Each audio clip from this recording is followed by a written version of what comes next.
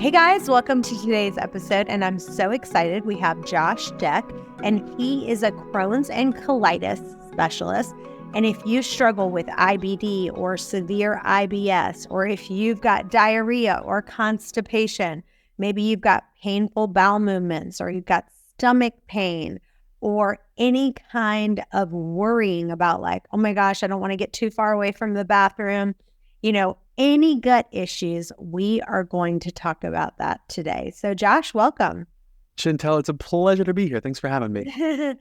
Well, I want you to kind of talk about, because some people are on different spectrums, right? Like some people are like, I kind of have a little bit of diarrhea, a little bit of constipation. And then some people, it's like uncontrolled diarrhea or constipation. So talk about, what, some people don't even know what the difference between Crohn's or colitis is. Mm-hmm. And I want you to talk about, is it, some people think, oh, I've got Crohn's, I'm going to live with this for the rest of my life, or I have colitis and I'm never going to be able to get rid of it. So kind of address those issues. Absolutely. It's all a spectrum. And so for those who are listening who don't have Crohn's or colitis, this episode is still everything you need to hear about healing your gut, because we have to look at it as a spectrum. See, the Western medical world has spent so much time sort of differentiating these factors and saying, well, bloat is one thing, irritable bowel syndrome, IBS, is another, Crohn's and colitis or IBD is another, and they put them in these boxes to say, look how different they are. But this is simply because they have to match diagnostic criteria. And what that means, diagnostic criteria is simply what they need in order to get your symptoms to put you in a box. When they put you in this box, that's your label now. Now you have this diagnosis, this IBD or whatever it might be they diagnose you with, which tells them, like a bloody cookbook, here's the medications we can now give in this order. And if they don't work, well, next result, we'll just snip and cut the organs out. And so what I did is I spent my entire career now unwinding what the entire planet has been doing against, obviously, my expertise here. But this is why we're so successful. We can reverse 95+% of cases. Now, I can't say in the context of what I do legally, I can't use the words cure, treat, or heal. But what I can say, because we have people who have been on medications for 15, 20 years, who have not gotten help from their doctor, who have come into a program and gone through in 8, 12, 16 weeks, completely off all drugs, all medications, no pain, no symptoms, no disease. So can I call it a cure? No. But can I say it's damn good? Yeah. But here's how we do it. We have to look at severity spectrum, right? Your body, inflammation is there for a reason, right? Chantel, if you went to the hospital, if you were outside gallivanting around the woods, for example, and you got a thorn stuck in your hand, and you left that there for weeks and months and years, and it was swollen and infected, and your hand hurts and it's bleeding, and you went to the doctor and you said, hey, help me fix this. Imagine instead of pulling that thorn out of your hand, they just gave you numbing cream for the pain. Right? It wouldn't make any sense. You know that you are inflamed. Your body is clearly trying to push this thing out. It's clearly trying to heal you from something, but we never ask what it is when it comes to internal. We look for the thorn in the hand. We don't look for the thorn in the gut. Inflammation isn't random. We have to ask, what is your body trying to heal you from? Now, some people might have very mild irritation right now. You might be experiencing a low end of that spectrum of just a bit of bloat, just a bit of smelly gas. Maybe you're further up where you're having 5, 10 bowel movements a day. You have some food sensitivities, a lot of loose stool or constipation, or you're severe on the far end of the spectrum where you're dealing with blood in the stool, mucus, 30 to 50 bowel movements a day, uncontrolled. Either way, there's this wear and tear process happening, right? Imagine as if you went for a walk in a brand new pair of shoes and you're not wearing socks. Well, what happens to your heel, right? It rubs till it gets red, blisters, and bleeds. And that's how we see the gut disease spectrum of severity, from bloat to bleeding in the colon. And once we started looking at it this way, we were able to find root causes to all these problems, not random, not genetic. Did you guys know that 97% of Americans are deficient in at least one mineral? It's true. You need more than a dozen minerals for your body to function at its best. But with the standard American diet, it's almost impossible. So here's where B Minerals comes in. Guess what? All you have to do, take one little shot of this one little shot of this one, and guess what? It looks like this, but it tastes like water. Take one shot and boom, in 30 seconds a day, you're getting an entire thing of minerals instead of an entire cabinet of supplement bottles. So with Beam Minerals, we make mineral balance simple. I want you to talk a little bit about triggers, because I know for me, I've actually been diagnosed with psoriatic arthritis and I have a lot of joint pain. And I know that when I get stressed, it's almost like a trigger. And my husband will even say to me, because I'll be walking fine and everything's fine. But let's say we do a lot of traveling, or something traumatic happens, or, just something stressful happens at work. And all of a sudden he looks at me and, my joints aren't working as well. I'm not moving as well. And he's like, you're stressed. I can tell. He's like, you're not working as well as you normally do. So talk about some of those triggers that can lead to autoimmunity. Yeah, so there's actually three things that will lead to autoimmunity primarily.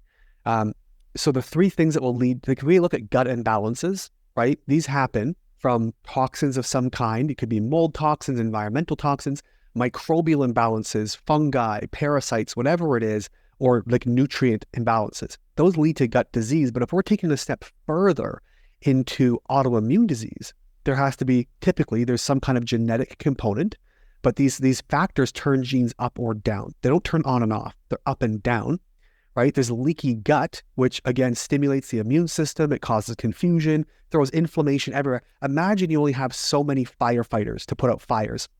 And right now you have little fires all over the country. Well, your resources are completely dispersed. Where if it was one big fire in one location, well, the firefighting team between all the resources can put it out pretty quick, pretty easily. And so in many of these instances, we have people coming in who are dealing with inflammation all around the body due to things like leaky gut, right? Toxins leak out, they go on the superhighways, jump around your lymphs and your bloodstream, and they get everywhere. You have all these inflammatory responses. Well, now your firefighters are dispersed everywhere. And so it can be very hard. And the other one is this trigger. So a stressful event, giving birth, maybe a really bad relationship over years and decades that's worn down the body. These stressors, these things can lead to autoimmunity. And so for someone like yourself to say, well, I have psoriatic arthritis, can you say you have these autoimmune conditions, even like Crohn's and colitis, they're considered autoimmune? I say no. I say, in fact, most of these are not yet autoimmune. They're on the spectrum of a risk factor of becoming autoimmune. This isn't just work I pulled out of my ass.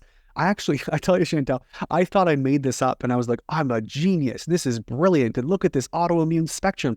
Turns out it's been long discussed by functional medicine legends like Dr. Jeffrey Bland, like Dr. Amy Myers. She actually coined the term autoimmune spectrum.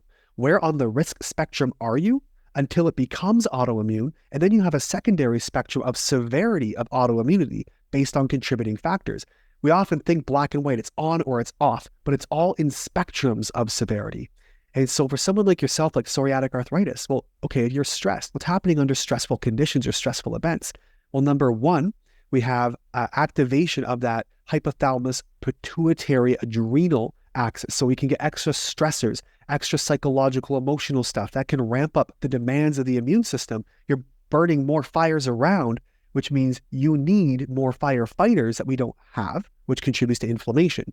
It can control or contribute to more inflammatory responses, excess cortisols and cytokines and other pro-inflammatory issues you might experience because of that stress. So now you're piling inflammation on further. Now we're lighting more fires. This contributes to leaky gut stress, right? Which lets things out, which goes around the body and leaks all these toxins everywhere, making more fires. It leads to altered motility or digestive function inside of the gut.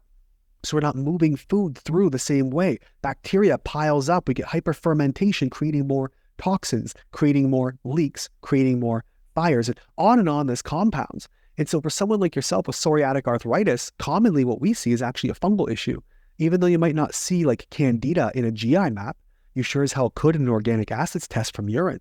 You could see markers like one we look at called arabinose.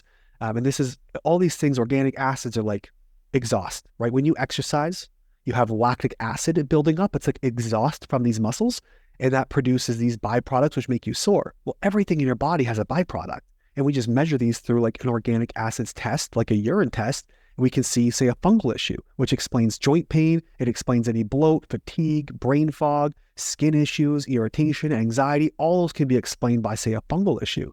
And we just have to go back and find what is the root causes or connections that are creating inflammation for you, exploiting maybe genes, maybe exploiting leaky gut, exploiting microbial imbalances that contribute to the stack or the pile of what looks to be an autoimmune condition.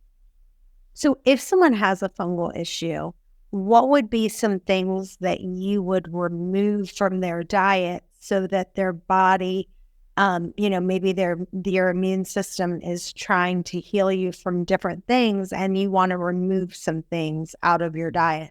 What would be some things that you would want to remove?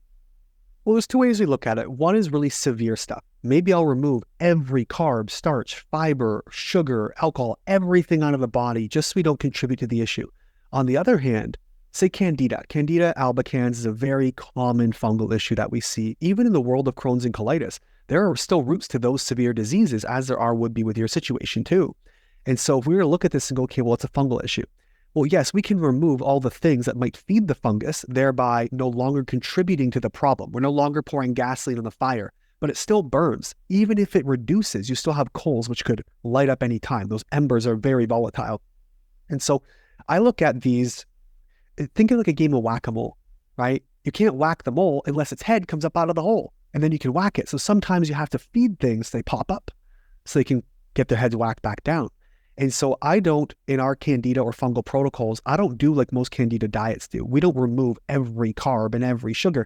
We remove much of them if you're like it's 70%, 60% carb diet for sure. We still want you eating some because you have to catch fish with food. You need bait. And so that's what we want to do. Number one is reduce but not remove. Number two, look at the things that reduce yeast or break down yeast cell walls. There's two ways they'll really protect themselves. One, they have these membranes, for example, which can be very, very tensile, very strong. They produce all these toxins. Number two is biofilms. So if you're somebody who has maybe mucus in the stool, that's either a byproduct of inflammation or bacterial biofilms. And biofilms is mucousy substance they produce to A, protect themselves, and B, it allows them to move around and travel and breed. And so their job, like any living organism, is to pass on their genes and to grow, and biofilm lets them do that. So if you just hit these things with antifungals, but you have really thick biofilms, it's like a bomb shelter. They kind of just bounce off. We have to break those biofilms down. On the other hand, Candida, for example, can use fibrin in its biofilm structures. Now, if you're familiar with the 10 clotting factors of blood clotting, they create these fibrinolytic structures. They use fibrin, almost like a scab. When we clot these things, it becomes very tense, very, very strong. And sometimes you have to break down these fibrin structures or these meshes that can be in like long-term, lifelong Candida issues as they build their homes like a bloody beaver dam.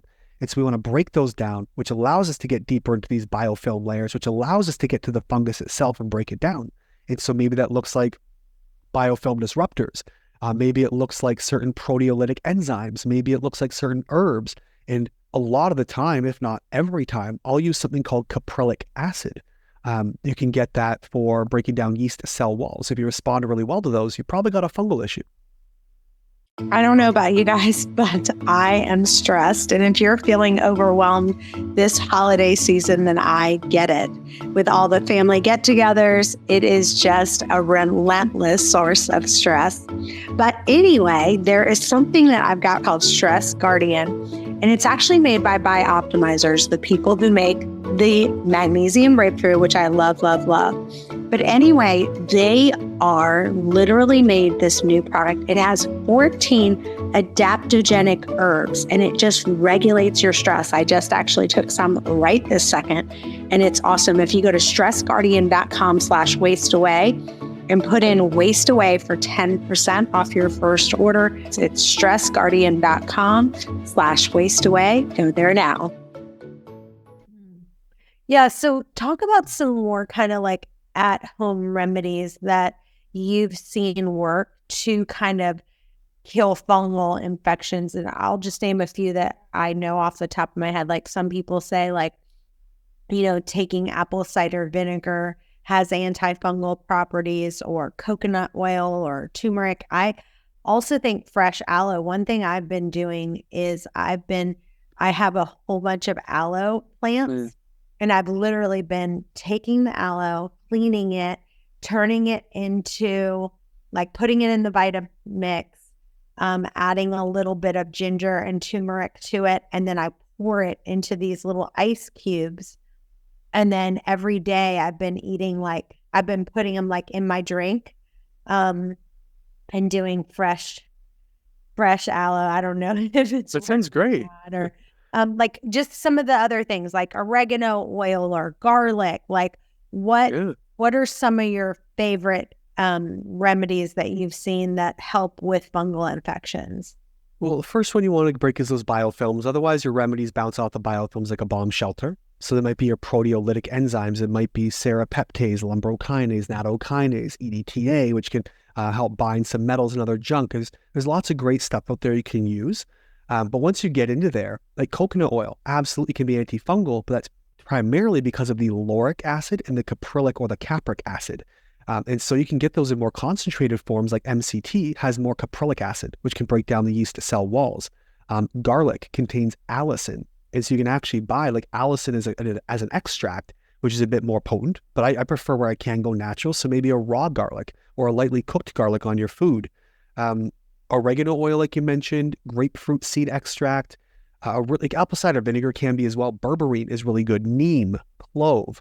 There's another one that's really great for candida specifically called Pau d'Arco. That's PAUD''ARCO. That one typically comes in combinations you'll find with like black walnut and all kinds of stuff.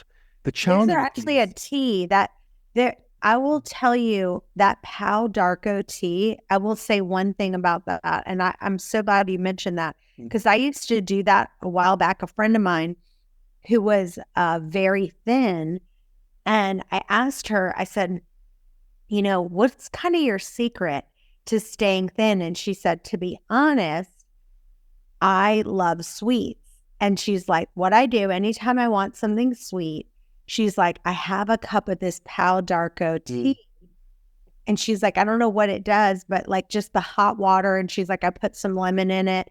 And that combination of the Pau d'Arco and hot water, she's like, it has to be hot. And she's like, it just makes me not want to crave something sweet and eliminates my sweet tooth. So, and it kind of worked.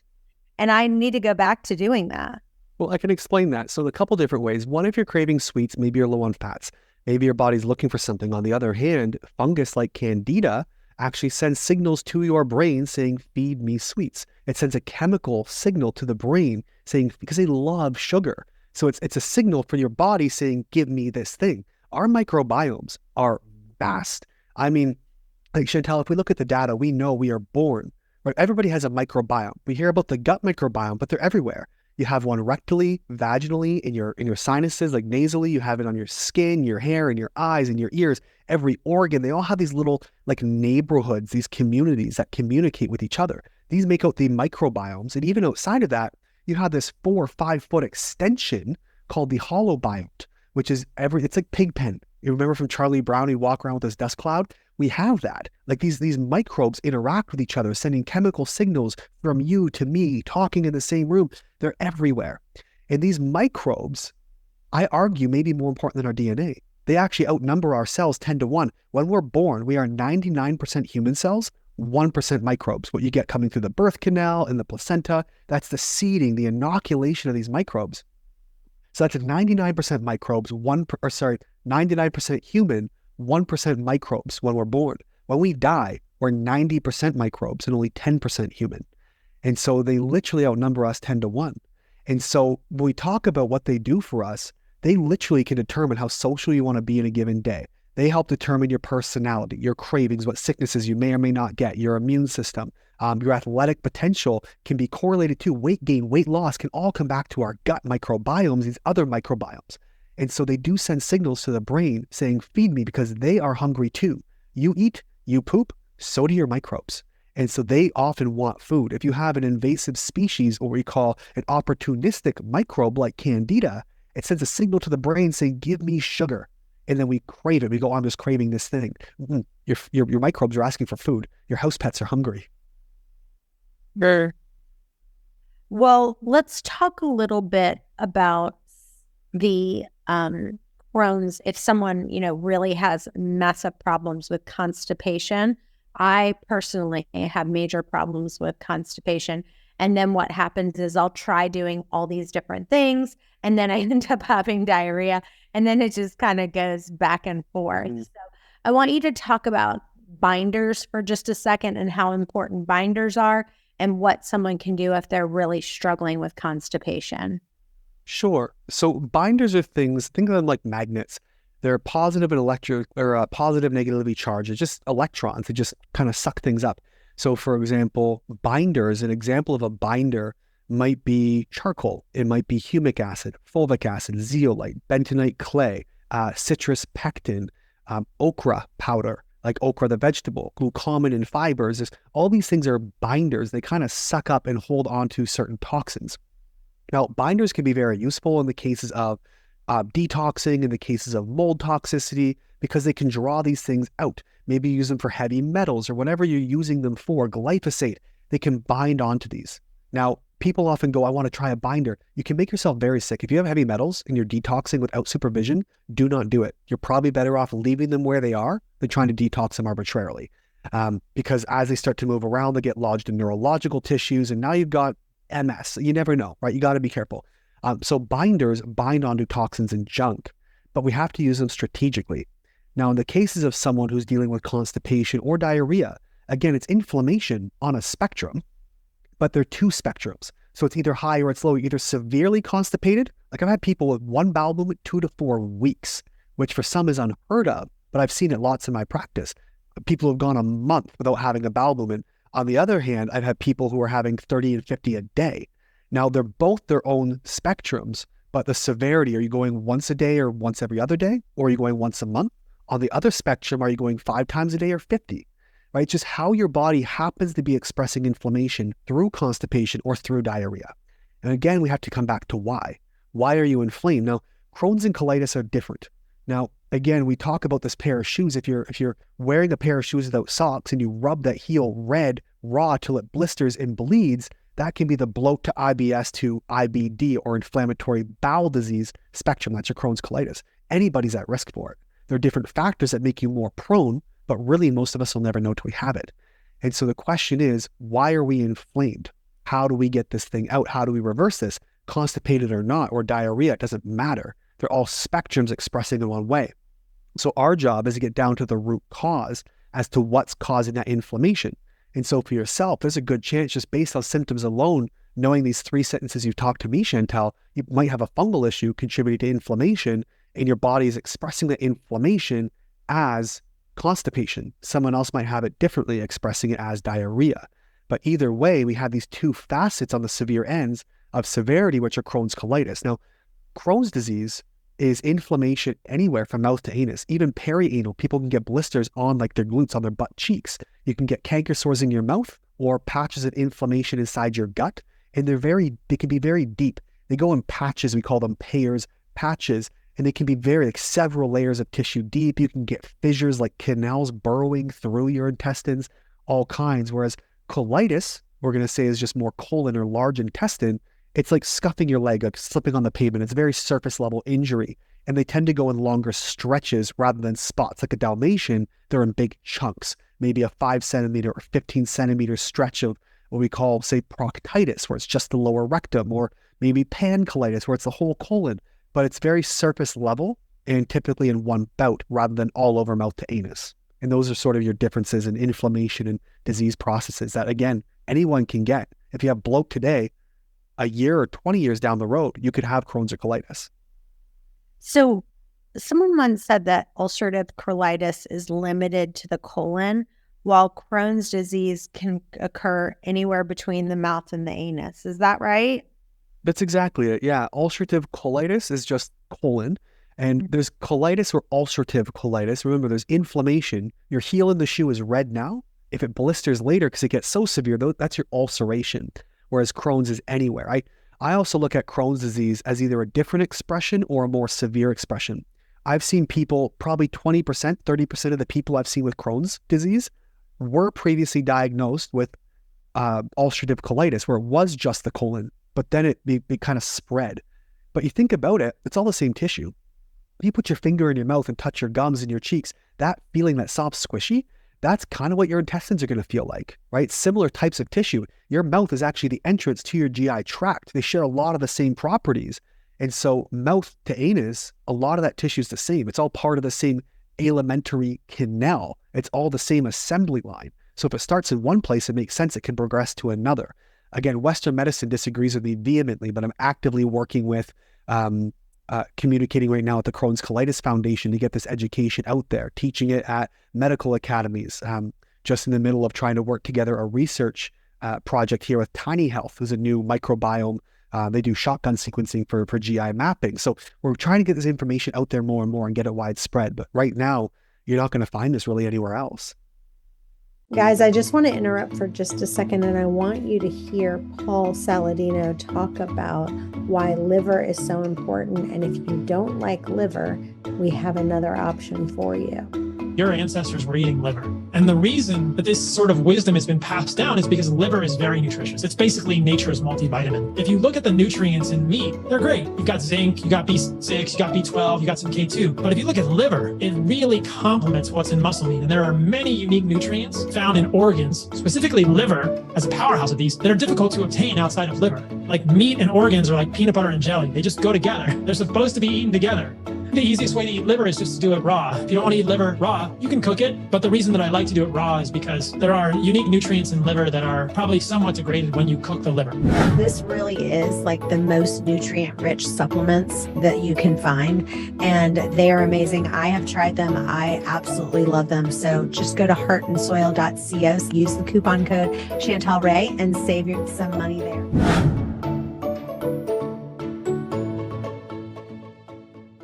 Okay, so my dad is an internal medicine doctor, and unfortunately he, speaking of spectrums, like, how some doctors are over here, right, with as far as pharmaceuticals, like let's say there are 10, like all they want to do is prescribe medicine.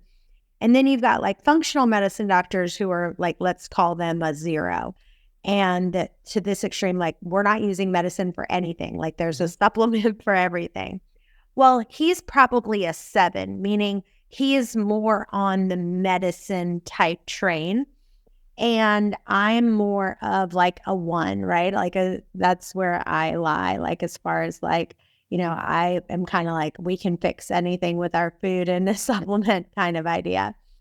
And one of the things that he said to me that was the biggest aha moment was he said, what happens is that people, let's say they need to remove 12 inches of stool and they only remove 6 inches or 8 inches. Well, then still in your body is 6 more inches of stool that needed to come out but didn't. But in their mind, they're like, well, I pooped today, so I'm not constipated. Same thing happens tomorrow. And so what happens is people poop, but they still could be severely constipated. That's one issue I want to talk about. And then the other idea that I want you to talk about is diarrhea really an overflow and type of like a form of constipation? So can you address both of those issues? Totally. So if you're someone who's not voiding entirely or getting like an incomplete void, that could be constipation, because ideally you'll void as much as you can.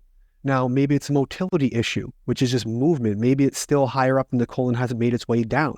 Maybe it's 2 separate meals, right? It's an assembly line.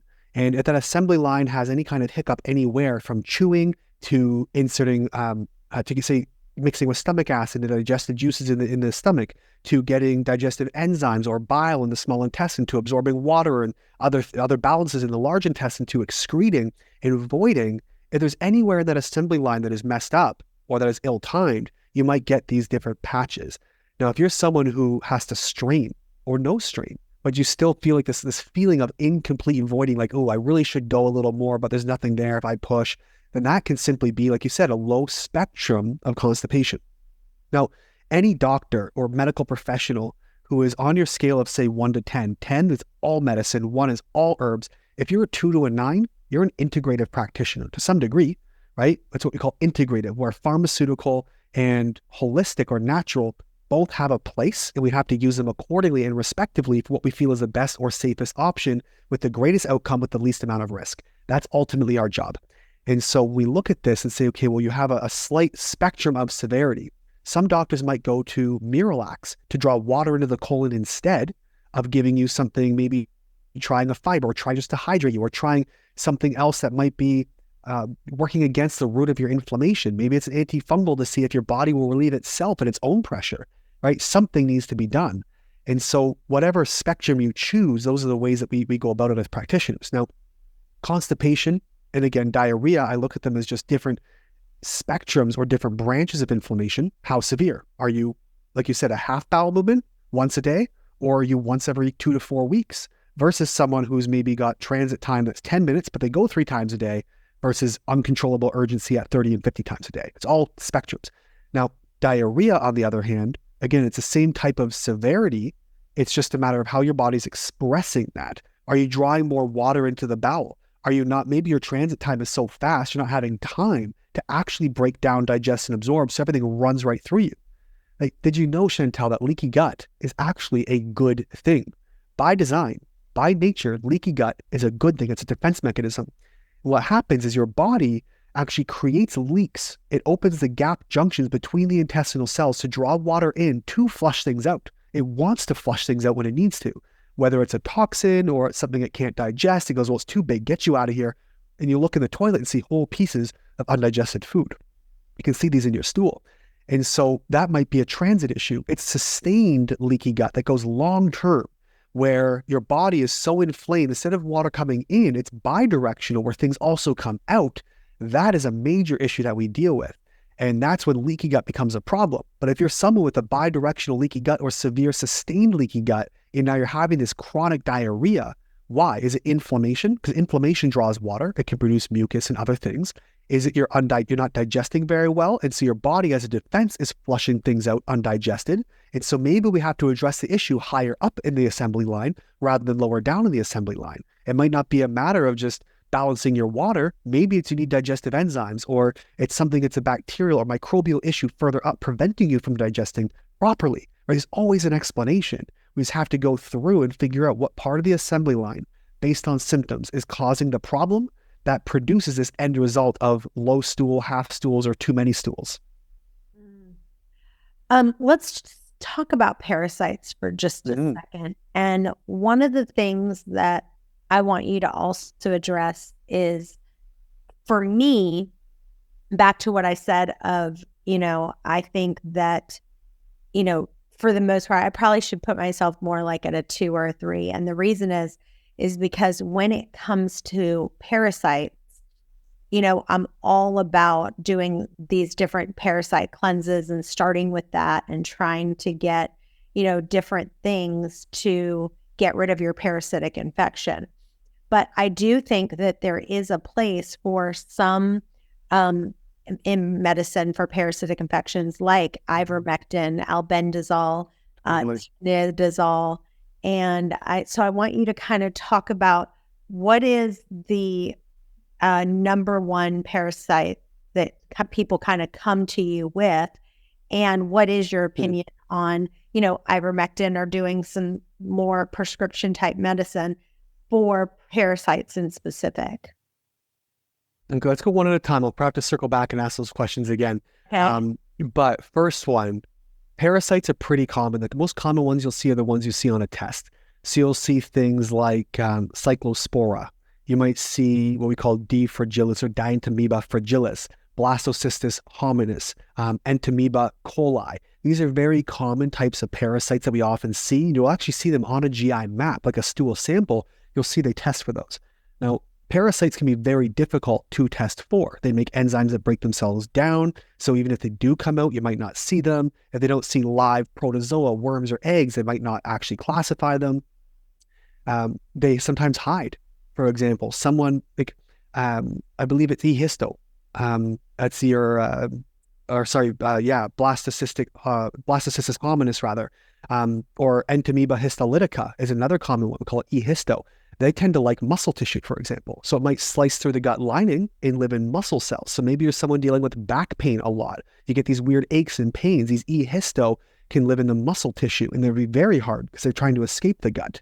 On the other hand, parasitic protocols, I'll just try some Mimosa pudica, some antimicrobial, something very basic that might stick to it. Sometimes they work, sometimes they don't. Some people, practitioners, will argue parasites are easy to get rid of. Deworm yourself once a year, every 2 years, you're fine. Some will argue they're damn near impossible, and everyone is a very specific, meticulous process. It depends on the individual, depends on what's going on. There's a lot of nuances behind parasites. And so are they important? Yes. The top causes of Crohn's and colitis I see, which again, the far end of the spectrum, so maybe your low end digestive issues now, are going to be fungal candida is probably one of the most common. Mold and mold toxins are huge. I see a fair bit of parasites in my practice as well. Heavy metals tend to be a byproduct of other things, less so the root cause.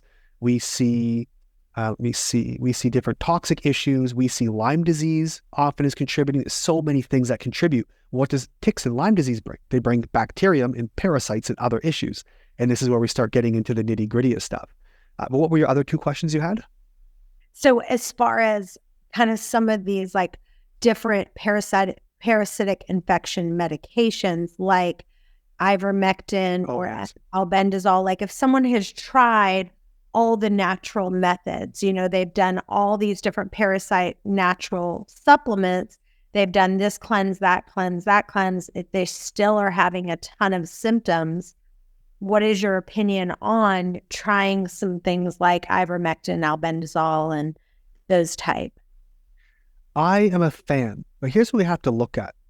There's so many people who might be listening going, well, I've already tried that cleanse. I've tried the parasite detox. I've tried this candida and it's not working. We have to consider that different immune pathways get suppressed. So for example, if you're someone with a Clostridia bacteria and you have candida, they compete against each other. Maybe your candida or your parasites are fighting against each other. If you have parasites, it might be suppressing the immune pathways that you need to actually properly deal with your candida, for example. And so we have to go through these layers like a Jenga tower, pull one thing at a time, going back and forth, up and down until it falls apart. Some people will go in and just go all candida for a little while, then all parasites go, I'm not getting better. You probably have more layers and they're stuck together. And we have to peel these back one at a time until we can open up and get to these pathways, supporting the immune pathways your body needs to effectively get rid of these parts and pieces. This is why so many people try these things and get stuck. Now, on the other hand, I am a big fan of using pharmaceuticals where needed. I might have somebody wear down their candida with biofilm disruptors and caprylic acid and pau d'arco and all these antifungals for 2 months maybe before going into trying fluconazole or nystatin or something else. Maybe we have them work on a parasitic protocol and then we circle back after a couple of weeks and maybe we hit it with like Alinea, which is a really powerful antibiotic used for parasites. Maybe we use mebendazole. I think they're fantastic, but I think context is more important than the what we're using. It's the how and why we're using it. And this is where a lot of practitioners, I think, get missed, is because they're doing all these things within a box, but they're not considering how those boxes interact with each other. Your parasites, your fungus, your mold toxins, your detox pathways, what genetic components are factoring in, they get missed. And so all these really effective or potentially effective treatments become ineffective effectively because they're kind of competing against each other. And that's where a lot of this gets missed and goes unseen, and people do these cleanses or protocols and don't get better. So let's say someone meets with you and they do a private consultation and they decide that you say to them, I think we need to put you on ivermectin or albendazole or one of those. How then, because there's so many doctors that, it's funny because I went to a GI doctor here locally and he is very on the 10 spectrum that we were talking about. And he said something like this.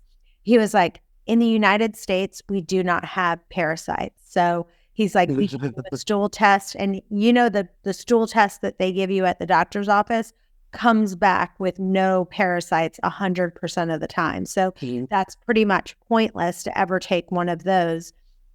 And he literally said, people in the United States don't get parasites. He's like, that happens in third world countries. Have you gone anywhere to get parasites in a third world country? And so getting a doctor to write you a prescription for ivermectin and albendazole and some of these others are harder than it is. So let's just say someone met with you. How would you then get them that prescription?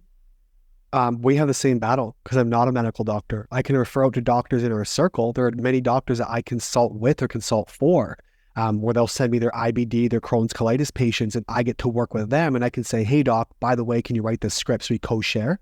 But that's the best way we can do it is through our affiliations with doctors. We have the same battles. I have doctors coming back all the time. Clients of mine who are going through a protocol will come back and say, well, my doctor won't give me this because I said parasites or mold has nothing to do with my disease. I'm like, that's bullshit. 100% it does. So we go through and do our natural protocols. They get 95% better, go back, and their doctor goes, well, the medication must have finally started working. Like after 15 years, it's a miracle. And so we do have the same battle. There are phenomenal doctors out there who want to learn more. So I'm not bashing all doctors, just a conventional kind of blockhead 10 out of 10 Western trained. But here's the thing, they'll go in like this and say, okay, well, you don't get parasites in the US. Well, then why do we deworm our dogs and cats all the time, recommended by our vets? Why do we have to deworm them, but not ourselves? Most pets or pet owners are feeding their pets kibble, not even raw food. Like my dog eats raw. He's prone to parasites, right? So these are things we have to consider. Why deworm cats and dogs if we don't get parasites? Parasites can travel across anywhere and they breed and they hide and they just, parasitology isn't taught. And so that's something to consider, but we have to go through symptoms. If you can justify and explain your symptoms, if we can maybe write a letter of recommendation, and I'll link a bunch of stuff. I'll write a letter to a patient or to a client's doctor and say, hey, here's what we're seeing in terms of symptoms. Here's where it lines up. Here's the medical literature and research. Can you just give it to him? Like, what's the harm? Give him albendazole. What's it going to hurt? What's ivermectin going to harm? Ivermectin was on the World Health Organization top 10 most essential medicines list for 2 decades until COVID hit. Then it got removed. It was labeled horse dewormer. But it actually won a Nobel Prize for parasites for humans to treat river blindness, which is a parasitic infection from Africa. It was a Japanese doctor who came up with it. So we have to go back to what we know to be true, not what we're told we should believe and understand. And this is where we have to go for patient advocacy. And patients have to learn to advocate for themselves, which is a very difficult and uphill battle in this current system we have. Did you guys know that your thyroid's main food is iodine? And guess what? Mercury and other toxins gobble up your selenium, and your thyroid glands need selenium to convert iodine to thyroxine. So if you have mercury fillings and with all the toxins and mold, your selenium just gets gobbled up. So here's the bottom line. I take something called Peak Thyroid. It's got iodine, it's got copper, and it's got selenium. Everything you need to get your thyroid back to functioning without medicine. So go to chantelrayway.com/upgraded formulas. Use the coupon code ChantelRay to get a huge discount. So one of the things that I want you to address, because I personally believe, and every functional medicine doctor that I've talked to says that because we have so much biofilm and because parasites are trained to try to hide, the chance of it being able to see parasites in your sample is very, very slim to none. So you have to go by some of the symptoms. So what if a doctor says, okay, we did, and like I said, I have another very good friend of mine, and she does nothing but she's a gut doctor. And she's like, 99% of the time, we will not find anything in these stool samples. The ones that you get at like the regular doctor, like a regular GI doctor, she's like 99.9% you will not find. But I know that they have parasites because all of the symptoms that they've shown me. And as soon as I put them on the protocols, they're fixed. She's like, now there's other stool samples that are better, but even the best one, she's like, they will be about 60% accurate, even best of the ones. So I want you to kind of talk about the stool sample area. Yeah. So stool sampling, like you said, they hide. They will break themselves down before they exit. They're in biofilms. They get missed. Maybe they're not abundant enough. And that one stool sample that you gave maybe didn't catch it. There are samples or tests that'll do parasites, a 3 to 5 day stool test that they'll go through. But even then, a lot of those won't find them. So we have to go by symptoms. We know parasite symptoms are pretty concise for the most part. It's not hard to figure them out. And again, to go through and do a protocol, there's no harm in it, right? There's really not. On the other hand, there's red tape. Like I will bash big pharma till the day I die if they don't kill me first. But I talked to Dr. Paul Merrick, and Dr. Merrick has been cited over, I think it's 30 or 40,000 times in medical literature and research studies. He's certified and licensed in every kind of medicine, from tropical to neurosurgical and everything. He's an absolutely brilliant doctor. And he was telling me, he says, big pharma, he says, they are bloody evil. Mebendazole, for example, used to be something like 10 cents a pill, right? Very cheap. But there were some pretty high level celebrities who apparently had used this, and turned out they had some stage 4 cancer, just happened to cure their cancer using mebendazole, which is anti-parasitic. And then suddenly it went up to $555 a pill. So we got this 55,000% increase because, look what it can do instead, so let's charge the money. And so it gets reclassified, it gets repatented, it gets redone, re-this, re-that, and now it's almost inaccessible. So we also have to fight the red tape of profits, capitalism, and bureaucracy on top of what doctors are told they can and cannot give. There's more restrictions around these things. Maybe they're not getting out to the public like they should. So symptoms have to trump all. If you've got gut symptoms, diarrhea, constipation, bloating, gas, abdominal pain, weight gain, weight loss, fatigue, weakness, skin issues like dermatitis, hives, itching, psoriasis, rectal or anal itching. You can have dry hands, dry feet. Maybe there's joint and muscle pain, allergic reactions, like all these things, sleep disturbances, dark circles under your eyes. Maybe you got pain around your appendix or your gallbladder. The parasites also like to hang out at the ileocecal valve, so between the small and large intestine. If you have difficulties in any of these things, those are signs that we look at. Do you or do you not have parasites? And this is where we can go back in and oftentimes do our own stuff if the doctors won't oblige with medication. And I hope that, people listening to this, they could even, let their doctor listen to this episode. Because what you just said is like taking ivermectin or taking albendazole, like the side effects of that is very, very minimal. And compared to the benefits that it could have, especially if someone's saying, look, I have all these issues. Check, check, check, check, check, check, check. I've had doctors say to me like, yeah, here's all my symptoms. This is all the things I have. I want to get prescribed this. And they're like, well, your stool test says that you don't have any parasites. So no, we can't give that to you. And now we're treating a chart. How would you respond to that, doctor, if they said that to you? Yeah, treat your patient, not your charts, right? Like that's what we have to do. We're so boxed in treating because, again, a lot of their hands are tied with red tape where you have to meet this diagnostic criteria before I can give this thing. Otherwise, I get my hands slapped or I get reprimanded or I lose my license. And that's the red tape around the bureaucracy of medicine in the Western world. Like, give you a great example, Chantel. I had a client of mine, she had Crohn's disease. 12 weeks into the program, she was completely free and clear of any signs, any symptoms, any disease, no blood, no pain, no ulcers, nothing. Like poof, like it disappeared like a freaking genie. She went back to her doctor at the 12-week mark in the program. She happened to get it. She was due for a new checkup. She did a colonoscopy, CT enterography, no signs whatsoever of disease. Like it's gone. And her doctor said, well, I'd like to put you on Entyvio anyway. Entyvio is an immunosuppressive drug that they use to treat severe disease like Crohn's and colitis. So your body is inflamed.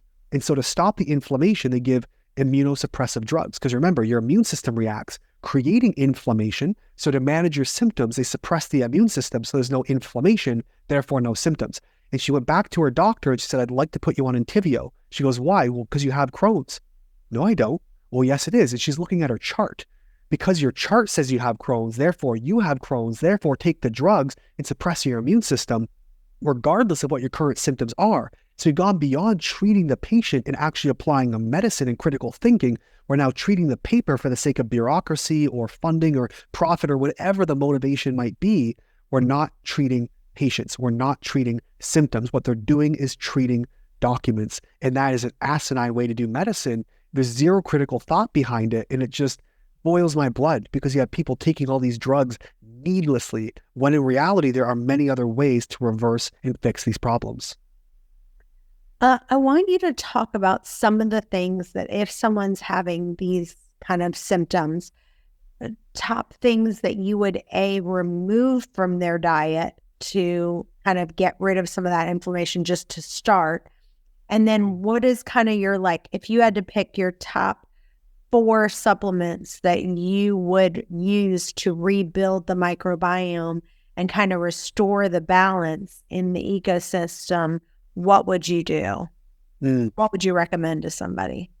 So that I will do my best with, because it is actually an extraordinarily loaded question. However, let me see what I can do for you on that one. So if I were to have somebody in, for example, who we're trying to, said, remove some of these problems, or is it restoring the microbiome? Like remove, like, would you say like, okay, if you're having problems, remove gluten or remove dairy? Oh, right, remove. Or, Yeah. like, what would there be certain things that you'd say, okay, step 1, let's get rid of A, B, C, and D. Yes. To like reduce inflammation. Yeah. So dietary, number 1, bar none, unquestionably, alcohol, sugar, processed and refined foods, right? That's number 1. Second to that, I do remove dairy and I do remove gluten. People fight me all the time. Well, gluten doesn't bother me, blah, blah, blah. I'm like, you know what? If you actually have an autoimmune condition, through the process we call molecular mimicry, where it can look like certain things your body can attack, gluten can cause inflammation for up to 3 months. And so if you're somebody, I just have a bite of this on a birthday or just a holiday, just a Christmas, you're inflamed 12 months a year. So you're never actually going to know. And so gluten, because the 99.9% do become inflamed or have some kind of issue either in their gut or outside of their gut, the lucky ones, Dr. Tom O'Brien's big on like anti-gluten, had him on my show twice now, and he's talked about gluten. He says the lucky ones are the ones who do not get gut or do get gut issues. Because you eat it, you go, oh, I have a gut issue, it must affect me. You know right away. The unlucky ones who eat gluten or other inflammatory things, and maybe days later symptoms show up. Now we don't know what's causing it. And so I remove gluten and dairy every single time, alcohol, sugar, processed refined foods. Basically, if it's something your great-great-grandmother would not recognize as edible, it's gone right away. That's the first step. The second step we want to look at is like a toxic inventory. And that might be toxins in your home, toxins in everything, how many chemicals in your shampoo. These have endocrine disruptors. We have to go back through, basically, again, things that didn't exist 400 years ago, try to remove them. Live like like Amish people do. So those are our first removals, because that is, picture like you got a cup. When that cup of water overflows, now you've got symptoms. Now you've got inflammation. Now you've got toxicity. Now you've got disease. Well, toxins in your perfume might be a 1 drop in the bucket, but death by 1,000 cuts. You put 1,000 drops, you got perfume, you got pesticides, you got herbicides, you got scents, you got air fresheners, you have this chemical, that chemical, you're drinking this thing with this artificial flavor. They're drops in the bucket. Those overflow and lead to problems. So I want to remove those over time as well to stop contributing to the problem. And the less things your body has to fight against, the more firemen you have to go out and put out these fires. You're not spreading your resources too thin. So that's the first place for removal.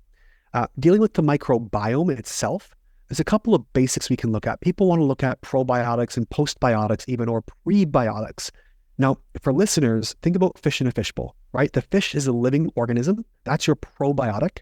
Fish food is the prebiotic. That's what feeds the organism. Postbiotic is fish poop. Your bacteria poop out good things, bad things, beneficial things, the works. And so if you feed a bunch of prebiotics, a bunch of food to your bacteria because you heard they're helpful, well, for you, for example, Chantel, if you do have a fungal issue and you feed a bunch of prebiotics, well, the dominant species, if it's Candida, they're going to snap that up and eat it. You're going to precipitate and make that issue worse. So I don't often go into a bunch of pre, post, and probiotics until I know what's going on, and I will use them strategically. But some things that are generally very good for a gut that can be really nice is like berberine can be very nice if it doesn't cause you GI upset. There's another berberine form, I forget, but it's actually like almost like a micronized form, like a pre-converted form, so it doesn't cause GI upset. But berberine can be great. Aloe vera. There is, you can look at DGL can be really nice, right? That's deglycerinated licorice root, because true licorice can give people blood pressure issues if you're prone to that sort of thing. Another one we might look at is like slippery elm. Slippery elm bark powder can be really nice for cooling, having like anti-inflammatory properties. It can also help aid in that mucous membrane, right? We talk about that wearing a pair of shoes without socks. Well, slippery elm, DGL, aloe can help contribute to the mucous membrane, which is like putting the sock on your foot, preventing this breakdown, this wear and tear of the tissues. So there's lots of basics we can use, But I want to be careful to preface. Obviously, I'm not a doctor. This isn't medical advice, but I do want to preface that so many people, and this is the part most people will forget. The entire episode, this is the one they'll forget the most. So I want to hammer this one in. It's not about what supplement can I take to band-aid my issue, because now you've just got plant-based medication, right? If you're just using slippery elm or just using these things to cover your symptoms without getting to the root and strategically building a plan with a start, a middle, and an end, you're not fixing anything. You've just gone from pharmaceuticals to plant-based medication. So we have to be very deliberate in how we're applying these different protocols or supplements. Otherwise, you'll be on them for life and barely keeping up. You're pouring water on a fire while you're pouring gasoline. And so we want to do two things at the same time. Make a plan, work with a professional, have a program, a plan, and an end goal in mind so you know where you're going, why, and how you're taking these certain things. You know, it's so funny because one of the things that we've been saying over and over again, I don't know how we got it, but my son said something like, I have a plan, I have a plan.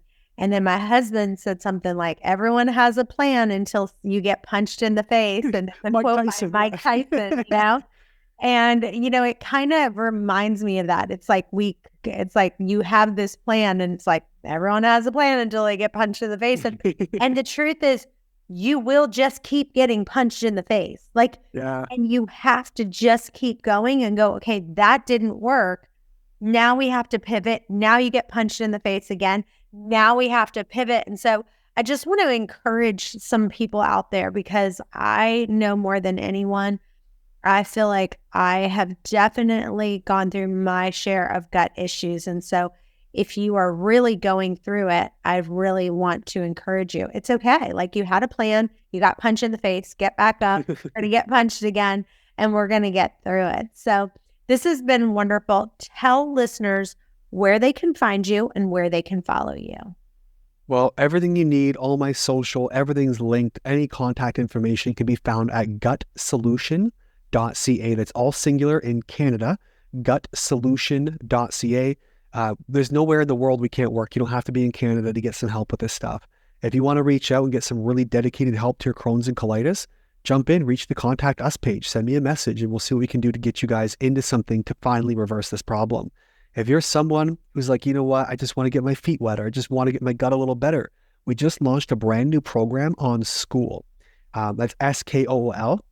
It's a phenomenal platform. It looks inside, it acts and looks like a Facebook group, but it's got courses and calendars where we're doing all kinds of coaching calls and live events and giveaways and bringing in guest speakers. And it's just an amazing hub to come in and get help for yourself. Even if you don't, it's a Crohn's and colitis group, but if you're on that spectrum of severity, the tools we give them will help you too, right? These are the most severe. They're going to help you anywhere you are. So we don't want to exclude you because it's for Crohn's and colitis, but because it's what I do, those are the people we're here to really help.